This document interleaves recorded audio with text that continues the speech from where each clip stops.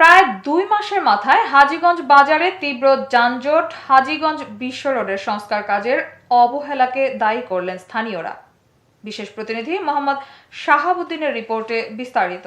সাথে আছে আমি রাজিয়া সুলতান। আপনারা দেখছেন I1 টিভি।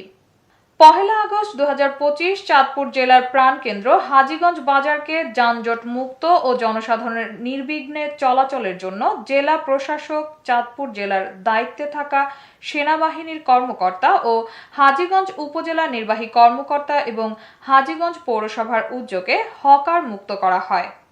প্রায় ২ মাসের মাথায় আজ হাজীগঞ্জ বাজারে দেখা দেয় তীব্র যানজট। এতে যাত্রীদের ভোগান্তি লক্ষ্য করা যায়। স্থানীয় ব্যবসায়ী ও সাধারণ জনগণের সাথে কথা বলে জানা যায়, হাজীগঞ্জ বিশ্ব রোডের সংস্কার কাজের অবহেলা ও বিশ্ব রোডে অনেক বেশি খানাখন্দ তৈরি হওয়ার কারণ বলে মনে করছেন স্থানীয়রা। এছাড়াও বাজারে নতুন করে হকার বসার চেষ্টায় ভ্যানগাড়ি বাজারে দাঁড়িয়ে থাকা, কুমিল্লা চাঁদপুর হাইওয়ে রাস্তায় চলা আইডি ও বোগদাদ পরিবহন বাজারের উপর অবাধে যাত্রী ওঠানো ও নামানো পরিবহন দুটির অবহেলায় এখনো মাঝে মাঝে বাজারের উপর যানজট সৃষ্টি হয় বলে মন্তব্য করেন স্থানীয় ব্যবসায়ী ও পথচারীগণ।